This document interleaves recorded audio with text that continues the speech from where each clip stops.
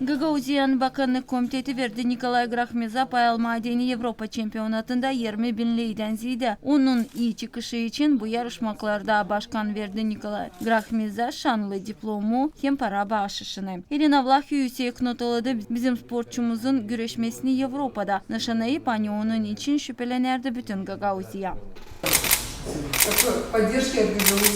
Bu yardım Gagauzya'dan sana hem trenera saat veririm. Gagauz saatleri taşıyınız.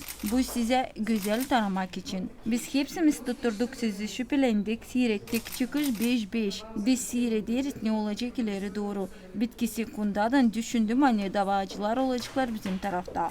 Irina Vlah şükür etti treneri İlya İser'i hazırlanmak için hem sporçunun tutturması için. Serbest güreşmede yarışmaklar geçtiler. Poyraz Makedonya'da güreşçi Nikolay Grakhmez taradı sporcuları Ukrayna'dan hem Armenia'dan. Ama finalda tarattı güreşçiye Azerbaycan'dan. Nikolay Grakhmez'in laflarına göre çıkışlan kaldı mutlu zira ona deni 70 kiloluk kategoriye yeniydi. Sporcu şükür etti regionun başlarına yardım için ki tutururlar hem yardım ederler çocuklara payalmaya yüksek yarışmaklarda. Спасибо, Ирина Федоровна, за приглашение. Sağ olsun Irina Fyodorovna teklif etti. Pek mutluyuz açan. Yasaba alırlar da verirler yardım. Bize dini sporçulara bu pek önemlidir. Yardımsız olmayacak yüksek çıkışlar. Çıkışlar olacak ama olmayacak istemek. Результата сможем добиться, но не будет для нас мотивации. Nikolay Grakhmez hepel oldu Moldova'nın şampiyonu serbest güreşmede 2021 yılda. Sporçunun başarıları çekitler 2014 yılda bronz ödülden dünya şampiyonatında kadetlerin aralarında Slovakya'da. Trener İlya Isin nişanadı Anihodolama sporçunun çıkışlarından.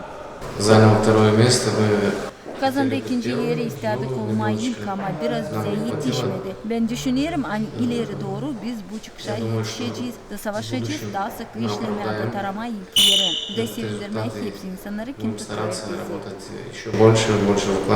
Şimdi Nikolay yaralanmanın beterine durgudacak hazırlanmakları bir aya kadar. Sonra da sıklık hazırlanacak dünya yarışmaklarına anıları geçecekler yılın bitkisinde. Yine de kanser sertifikatı Georgiy Fevdalinin gerçek haberler.